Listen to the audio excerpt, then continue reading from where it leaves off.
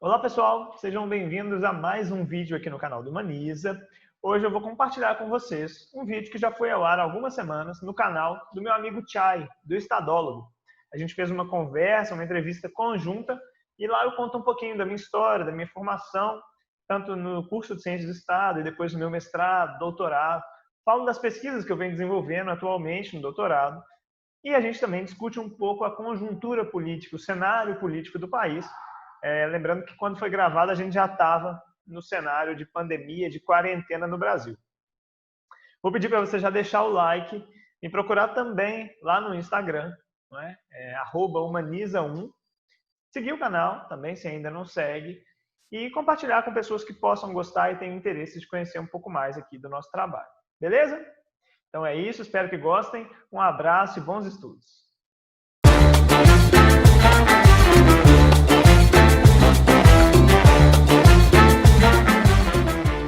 Hoje a gente está falando aqui com o Rodrigo Badaró, cientista do Estado pela UFMG, um amigo meu, que é um prazer tê-lo aqui para ensinar a gente um pouquinho hoje, para a gente trocar uma ideia. E eu gosto muito quando a gente vai falar com um amigo, porque aí também a gente mata a saudade, ainda mais em tempos de pandemia, que a gente tem esse recurso agora, que é o vídeo, a comunicação por vídeo, e a gente consegue trocar ideia e disponibilizar essa ideia para todo mundo participar também. Ô Badaró, bom dia, é um grande prazer ter você aí, que teu canal também humaniza, né? E para trocar uma ideia conosco hoje. Bom dia, Chay. Valeu aí pelo convite, meu caro. Para mim que é um grande prazer estar aqui conversando com você, participando aí do Estadólogo, né? Canal bacana demais, sempre acompanho. E também esse espaço aí para divulgar esse projeto novo, Humaniza. Valeu demais pelo convite. Uma boa prosa aí. Ô pessoal, o Badaró, eu tive a oportunidade de conhecer ele logo quando eu entrei no curso. Ele já era uma das principais lideranças da primeira turma, eu era da segunda turma. E aí nós participamos juntos da primeira gestão, ele foi o presidente da gestão Superação, que o próprio nome já diz, a gente tinha que existir ali dentro enquanto curso na faculdade de Direito, primeira turma é muito complicado, então quando ele chegou lá era tudo mato, ele deu uma desbravada, a gente chegou, deu para dar uma desbravada juntos, aprendi muito com ele a liderar, a ter um potencial muito grande que o Badaró tem, executor com muita propriedade também, gerir tensões, né? Então, situações muito tensas que ele conseguia ali lidar, mediar conflitos. Então, essas características foram muito importantes, a referência para mim também. Logo ali no início do curso, quando eu entrei na faculdade, mal sabia o que era colegiado, departamento, reitoria, conselho universitário. Então, ali ele foi uma pessoa que me inspirou muito e me ensinou. Depois, quando eu fui o coordenador do centro acadêmico na segunda gestão, ele ainda estava lá conosco, caminhando, nos ajudando, né, também no momento que a gente passou pelo curso, e dali nasceu uma grande amizade na construção do centro acadêmico, uma amizade do campo político também, dos movimentos e do campo teórico, que é a área dele, onde ele é especialista na área da academia e é um professor para mim. E hoje nós vamos aqui conversar um pouquinho, Rodrigo, sobre revoltas, né? Então, gostaria aí que você falasse um pouquinho para a gente sobre o cenário atual, né? Cientista do Estado, a gente não pode deixar de fazer análise de conjuntura, a gente gosta muito, não vou desperdiçar a chance de ver aqui a sua leitura vai que básica do que está acontecendo. E aí você pode ficar à vontade também para falar da sua tese, enfim, para divulgar aqui o seu conteúdo, as suas ideias sobre o cenário atual e sobre o seu tema também de doutorado. Beleza, Chay. Essa memória aí de Ciência do Estado é uma memória boa da gente relembrar, né? Quando você fala era tudo mato mesmo, né? Assim, a gente pegou o negócio sem nada e foi um trabalho de construção ali muito, muito rico, assim. Você foi um parceirão. Várias outras pessoas, né? A gente não faz nada sozinho, então foi uma equipe muito boa, um grupo muito bom que surgiu ali nas primeiras turmas, que fez esse curso tá aí firme até hoje, né? E é isso, cara. Assim, eu acho que Ciência do Estado exige da gente, né, esses momentos aí, da gente estar atento a tudo que está acontecendo. Eu brinco assim que acho que Ciência do Estado é uma coisa que está na interface, na ponte entre os vários ramos do conhecimento, né? E eu fui mais ou menos por esse caminho. Fiz mestrado em Direito, fazendo doutorado em Ciência Política, mas minha tese vai ser mais uma tese de História do que de Ciência Política. A gente está sempre na fronteira, aí, né? Meio que um não lugar, mas é justamente o lugar do cientista do Estado, né? A gente ter esse olhar em perspectivas múltiplas, né? Um olhar multifacetado para os problemas. E, para mim, isso é um olhar muito importante assim, da gente desenvolver. Legal a gente ter a oportunidade de fazer isso aqui no seu canal. Que eu acho que às vezes a gente olha para o nosso tempo presente aí, tem muito elemento para a gente identificar na nossa história mesmo, né? Então, uma série de elementos, nós estamos numa conjuntura bem complicada, né, Tiago? Eu não sei como é que você está vendo isso, mas acho que nós temos problemas que estão se acumulando, né? É um problema global agora, um problema da pandemia, que é, enfim, uma coisa trágica mesmo. Mas quem dera o nosso problema fosse só, e que já não seria pouco, né? Mas fosse só a pandemia, né? Nós estamos diante de uma junção de problemas muito graves, né? Institucionais. Então, eu estou vendo tudo com muita preocupação, assim, todo esse processo político, e acho que às vezes a gente ter um olhar para outros momentos da nossa história política e tudo pode ser uma luz, né? Um pouco uma orientação para a gente tentar entender como é que lida com esses momentos. Eu estou fazendo lá no meu canal uma série de vídeos, assim, comecei o canal com alguns vídeos sobre revoltas no Brasil, né? Fui mais ou menos numa ordem cronológica, não é uma coisa muito rigorosa de passar por todas, seria até impossível, né? Mas, então eu estou distante ainda, estou chegando lá agora na Conjuração Mineira, né? Caminhando para a independência do Brasil, mas a gente tem revoltas que vieram depois que eu acho que hoje elas, enfim, têm uma riqueza muito grande da gente voltar a elas, né? Então a gente pensa, por exemplo, numa revolta da vacina, onde a gente se vê diante de uma crise sanitária, né? E a gente vê que algumas coisas se repetem, né? Talvez agora a gravidade seja até maior em termos da questão sanitária propriamente, mas você tinha ali um problema sanitário grave, né? Que era uma crise da varíola. Você tinha até um médico muito reconhecido, Oswaldo Cruz, empenhado na missão ali de combater a doença, né, ali na sua missão médica, digamos assim, sanitária, mas ao mesmo tempo você tinha um governo sem nenhum tipo de capacidade de fazer a comunicação devida com a sociedade, né? Então você estava ali desenvolvendo coisas importantes, como a própria vacina, né, que era a questão central ali da época, mas a população não sabia o que era, né, essa vacina, não entendia como é que funcionava isso no organismo, muita desinformação, né? A gente acha às vezes que fake news, que desinformação é uma coisa da nossa época, mas não é só, né? Claro que as redes sociais aumentam o problema, mas ele já existia, sempre existiu, né? E ali você tem então um conjunto de desinformação que faz as pessoas se rebelarem, né? Irem para a rua, fazerem motins, mas centralmente o problema é uma comunicação pública mal feita. Né? Quer dizer, é uma liderança política que não se exerce, que não consegue comunicar à população um problema que está ali pujante, ali, né? Um problema de saúde pública. Eu não sei o que dialoga mais com o nosso período do que isso, né? Quer dizer, lideranças políticas que não cumprem o seu papel de liderança, né? Digo especialmente do presidente da República, acho que é notório, né? E que desinformam a população, geram confusão, né? Estimulam as pessoas a irem para a rua, enfim. Então nós temos aí um problema gigantesco. E que só para pegar como exemplo aí, essa revolta eu acho que ela dá uma iluminada, assim, né? A gente consegue ver muito bem como que alguns padrões, às vezes, acabam se repetindo aí na história, né? Ô Badaro, e só para a gente relembrar aqui, pontuar alguns acontecimentos em Minas Gerais também que fazem parte de uma grande crise, a gente pode lembrar aí que as legislaturas, né, os mandatos começaram em Minas Gerais já com o crime de Brumadinho. Na sequência, nós tivemos as enchentes, que devastou o estado, que minha cidade foi uma das vítimas aí das enchentes, que foi realmente uma grande tragédia, que gerou uma grande crise financeira também. A gente teve em Barão de Cocais a lama invisível, que foi o episódio daquela barragem que rompe e não rompe, que teve que fechar muito comércio e também gerou uma crise que afetou até regionalmente, né? E nós tivemos agora essa crise aí do coronavírus, que é uma crise global, se somando a tudo isso que eu te disse, se somando a um Estado quebrado e a um gestor que não tem noção do que é gestão pública, né? A contextualização aí mineira, eu acho que são só alguns pontos que vale a pena destacar para o pessoal que nos assiste aí lembrar parece que tem 10 anos que aconteceu o crime de Brumadinho, de tantas coisas que vem acontecendo sucessivamente a isso, mas não, tem pouco tempo e todas essas tragédias somadas colocam numa situação muito complexa, inclusive uma situação ambiental, sobretudo, muito complexa, né, Rodrigo?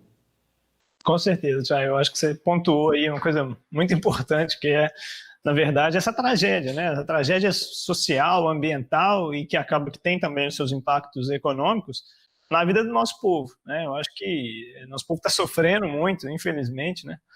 É claro que tem muito fenômeno não controlável, né? Como chuvas, às vezes, descompensadas, né? Na proporção, mas tem muita irresponsabilidade política também, né? Sobretudo quando a gente pensa nessas barragens, nesses rompimentos, quer dizer, questões que foram claramente negligenciadas, né, e sacrificaram aí vidas e vidas e, enfim, mesmo as vidas não perdidas, elas estão muito machucadas, né, vamos dizer assim. E é impressionante a gente ver também a dificuldade para se pensar políticas reparatórias, né, como que a coisa demora para caminhar, né, no nível federal, em todos os níveis, né, assim, quando é para fazer socorro de grandes empresas, bancos, normalmente isso é bem rápido, né? Mas quando a gente vê aí, por exemplo, um auxílio de R$ 600, né? Que é um auxílio ainda insuficiente, mas importante, a dificuldade que não foi, né? Um trabalho de oposição para conseguir pautar isso, quer dizer, é muito triste. Eu acho que a gente precisa reviver um pouco no nosso povo, aí, em quem está nos escutando, né? Esse sentimento de mobilização, né? Assim, a gente novamente voltar para esses movimentos, essas revoltas, eu acho que tem muito esse papel, assim, da gente ver como que estivemos, né, os diferentes segmentos, diferentes províncias, estados do Brasil, estiveram mobilizadas em diferentes momentos da história por pautas, né, por pautas importantes naquela época, e a gente precisa, digamos assim, revivar um pouquinho a memória dessas mobilizações diversas aí na nossa história, para que elas nos inspirem também, né, sobre as novas condições que a gente tem, inclusive de quarentena, mas enfim, que a gente consiga se mobilizar, se organizar e se articular, né, para conseguir combater esses grupos políticos irresponsáveis, né, que tantas vezes conseguem chegar ao poder com discursos demagógicos, né, discursos que negam a política, mas são mais políticos do que qualquer outro, né. Então, eu acho que esse resgate histórico é importante também nesse sentido, né. Com certeza. Ô Badaró, eu vou aproveitar para te fazer uma pergunta aí, cara. Você acha que aquela frase típica das narrativas de Machado de Assis, que o povo assiste bestializado a história brasileira, isso realmente faz sentido segundo os seus estudos? E a quem serve essa narrativa, Badaró, na sua opinião? Essa é uma ótima pergunta, Tiago. Essa pergunta ela me inquieta bastante, assim, né, do ponto de vista do pesquisador, né, ela é uma pergunta que me move muito, porque eu acho que esse é um problema que a gente tem na construção do Brasil, né, e essa construção do Brasil passa por vários pontos, mas boa parte dessa construção passa por autores que foram responsáveis pela criação de um imaginário, né, do que é o Brasil, de quais são os problemas, os méritos, né, e os problemas do Brasil. Tudo isso foi construído, não é? Isso não é uma coisa dada, não é uma coisa que cai de paraquedas na nossa sociedade. A gente construiu uma imagem, uma autoimagem, e eu acredito que ela ainda se perpassa no tempo, né? Ela ainda continua muito viva e passa muito por essa narrativa, né? Essa frase ela foi muito usada para se referir à proclamação da República, né? E os bestializados, né? Inclusive tem um livro de um historiador paulista, José Murilo de Carvalho, que ele trata um pouco disso, sobre essa ausência de participação popular na proclamação da República, mas essa é uma narrativa que perpassa todos os movimentos históricos, né? Assim, então, os momentos sensíveis da história do Brasil, eles são recorrentemente tratados como sendo articulações entre uma elite política, né? Normalmente a nossa história, infelizmente, ainda também foca muito nos grandes personagens, né? Os reis, os presidentes, uma elite dirigente que faz conchavos e acordos e a história vai caminhando, o que de fato existe, né? Mas a história não se resume a isso, né? Então nós temos, em todos esses episódios históricos, a nossa independência, por exemplo, nós estamos caminhando para o segundo centenário da independência brasileira e ainda se reproduz muito a ideia de que a independência brasileira foi feita sem guerra, sem conflito, né? O que é uma grande mentira hoje, né? A gente tem as notícias, as fontes historiográficas que nos mostram que é repleta de conflitos a nossa independência, né? Assim, é uma disputa política encampada por importantes setores da sociedade brasileira daquela época, assim como a abolição da escravidão né, a gente falando aí de Proclamação da República, é um episódio que tem uma autora chamada Ângela Alonso, ela traz muito bem assim como é que se teve ali a primeira grande articulação nacional, né, o primeiro grande movimento nacional, que foi a campanha abolicionista, que envolvia, claro, negros, escravizados, né, que resistiam, mas não só, a elite branca também, setores dessa elite branca se articulam, usam de todos os meios públicos disponíveis, né, para criar uma campanha com fôlego em torno da pauta abolicionista, né? Então, assim, são alguns exemplos breves aqui, mas a gente tem nossa história permeada por conflito, por violência também, né?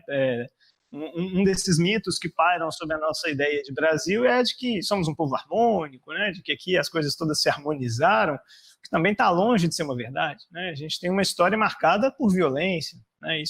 A escravidão é a forma mais simples da gente perceber isso, né? Uma sociedade estruturada em cima da escravidão não tem como ser uma sociedade harmônica, né? Então ela é permeada por resistência, por conflitos, e a gente precisa reviver isso, eu acho. Acho que a gente precisa combater um pouco essa imagem construída do Brasil, porque muitas vezes eu acho que ela tem um efeito paralisante, sabe? A gente se acostumou, e eu dou aula para alunos jovens também, e é comum ver neles já esse sentimento um pouco pessimista em relação ao país, assim, esse país não tem jeito, né? Às vezes também o povo aqui também não dá, assim, uma visão depreciativa, né? Que Nelson Rodrigues diria aí do viralatismo, né?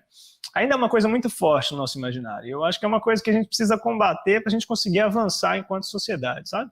Ótima sua análise, viu? Então a sociedade brasileira como um todo, tem que começar também a se pensar e repensar qual é o seu papel, qual é a sua importância ao longo da história, que, como você diz aí, não é contada em sua completude, né? Aí fala de um lado da moeda, mas não fala da moeda inteira. Você dizendo isso, você me lembrou agora do samba enredo da Mangueira. Não sei se você chegou a ver, do ano passado, né, de 2019, que é um pouco um hino, eu considero quase um hino, assim, nesse sentido, né, falando de todas as lutas sociais, salve os caboclos, Dandaras, Marielles, né, quer dizer, ele vai lá de trás até o tempo presente, saudando aí os heróis, eles dizem, né, os heróis que não estão no retrato, né, e é muito isso, né, assim, tem que tirar o herói emoldurado e trazer para frente aí esses heróis que a gente ocultou da nossa história. Ô Badaro, tem algum tipo de movimento, de revolta popular que você gostaria assim, de destacar ao longo da nossa história, que você acha que é relevante para quem está nos assistindo, assim, ter conhecimento, porque muitas vezes elas não são nem contadas, né? Ou então mal contadas. Você acha que tem alguma que vale a pena um destaque? Eu acho difícil, assim, tratar de uma em específico, né? Eu citei aqui, só nessa conversa aqui, a gente já citou algumas, né? De revolta da vacina, movimento abolicionista, são movimentos muito importantes, mas a gente falando em Minas Gerais aí, você trazendo essa memória aí dessas tragédias que tem assolado o povo mineiro, eu acho que a gente tem que ter vivo também a luta dos inconfidentes lá, né? Que, inclusive, é um termo que a historiografia tem tentado tratar menos como Inconfidência Mineira, né, que é a forma como ficou tradicional, aí, mas mais como Conjuração Mineira, porque Inconfidência é o nome dado ao crime, né? Era como a coroa portuguesa via esses revoltosos, né? Então eles eram acusados, foram, enfim, punidos pelo crime de inconfidência, né? Aqueles que não respeitavam o rei, não seguiam. Mas quando a gente chama de conjurados, a gente também, essa mudança semântica, ela tem valor, né? Porque a gente está dizendo justamente daqueles que se rebelavam, daqueles que se indignavam, né, com a dominação colonial. E ali é uma primeira grande revolta ocorrida em Vila Rica, né, aqui na região das Minas, em que se traz à tona a ideia forte da liberdade, né, da luta por uma sociedade que tenha um autogoverno, né, o combate aí à ideia colonial. Não é exatamente a primeira vez que aparece, mas é a vez que aparece de forma mais estruturada, né? Então, a gente pensar Minas também como um lugar onde a liberdade ganhou muita força, né? É importante. A gente tem, claro, é um movimento bastante elitizado, com algumas questões ainda mal resolvidas, né? Não muito bem problematizadas, como a própria escravidão, mas a gente também precisa conseguir olhar para esse movimento sem cair em anacronismos, né? Sem cobrar dele coisas que ali ainda não estavam de fato colocadas, que ainda não eram questões fortes para a época. Então, eu acho que é um movimento importante, talvez um dos mais importantes da história mineira, que costuma ser estudado, mas de uma forma muito superficial, né? Sem pensar nos efeitos a longo prazo que esse tipo de mobilização pode ter para a sociedade. Então, eu acho que vale a pena sempre revisitá-lo, né? Badaro, eu quero saber também a sua opinião sobre a Constituição de 88, porque a gente tem visto aí que a narrativa majoritária e brasileira é de um povo amorfo, que não participa, pessimista em relação à sua ação direta na história, e o trabalho muito importante que tem sido feito por pesquisadores, estudiosos como você, de pentear a história contra pelo, né, como dizia o nosso professor Marcelo Catone, da gente conseguir contar outras partes da história que normalmente não são analisadas nem contadas, né? Principalmente aí priorizando o protagonismo do povo. E a Constituição de 88, você tem mais a propriedade para falar dela, ela prevê, ela pressupõe quase, se baseia em participação popular, de fato, não só indiretamente da gente ir lá e votar nos candidatos, mas também da gente participar direto dos conselhos municipais de saúde, de turismo, né? Então, a gestão que ela prevê, a gestão pública que ela prevê, precisa da participação da sociedade. E que é entravada por pessimismo. Para que eu vou participar de um conselho se a sociedade, se o povo na história nunca serviu para nada? Se a história anda bem ou mal, mas ela só anda graças a conchavos da elite, não adianta a gente participar. Então essa narrativa atrapalha, de fato, um pressuposto da consolidação da nossa Constituição.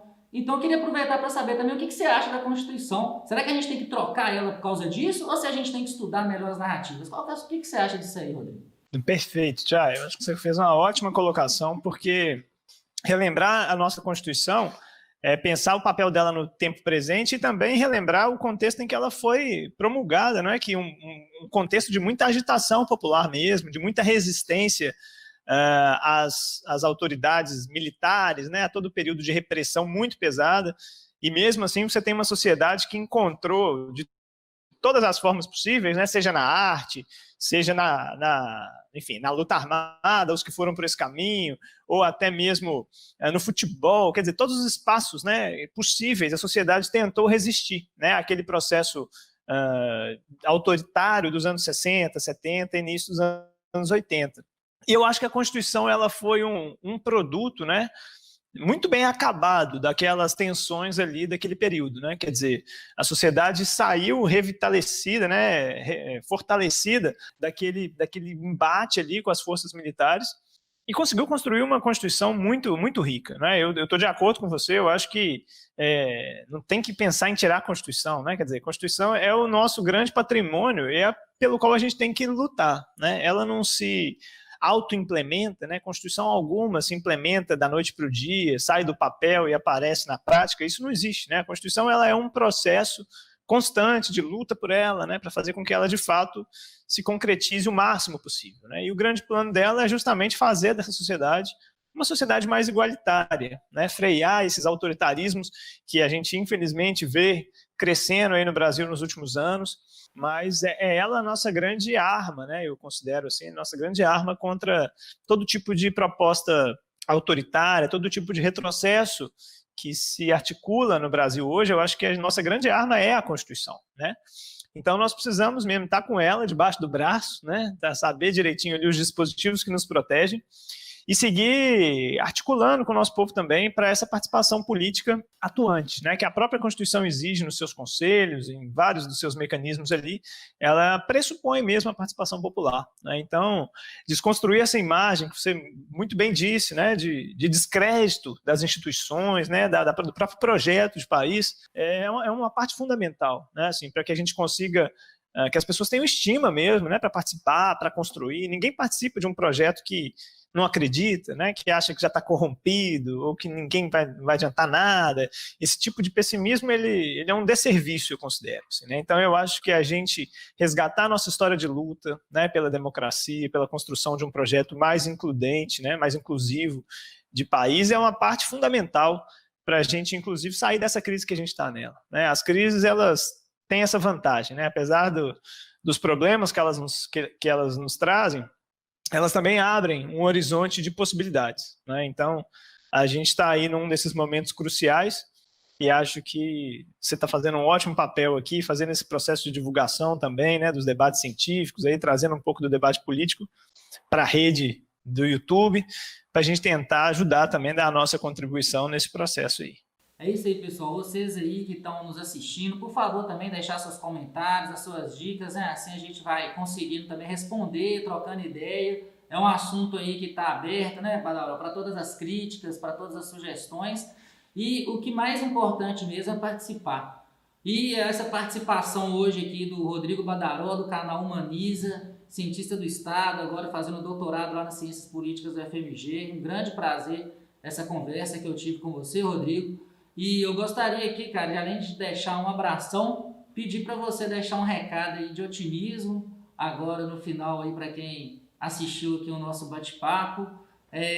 A gente sabe aí que esse trabalho fundamental de pentear nossa história a contrapelo que você está fazendo, da tentativa aí de nos mostrar realmente narrativas que ficaram para trás, ficaram por debaixo do tapete, que as pessoas não conversam muito e que realmente a ausência dessa narrativa ela serve muito bem para alguns interesses. Então, muitas das vezes é melhor mesmo que o povo não participe. Alguns pensam dessa maneira, né? E a gente viu aí, ao longo do tempo, você citou inúmeras revoltas, inúmeras manifestações populares que foram fundamentais para pontos específicos daquela época. Mas, de toda maneira, foram fundamentais para a superação de alguns problemas. Tudo com muita luta, assim como foi também no período da ditadura militar, né? Como você bem lembrou aí, parabéns pela análise de que todo aquele pessoal, toda aquela resistência se transformou no espírito da que a gente tem hoje da Constituição de 88, que prevê tamanha participação, tamanha vontade popular de mudança, e isso está muito bem concretizado nos dispositivos que a gente tem na Constituição de 88, né?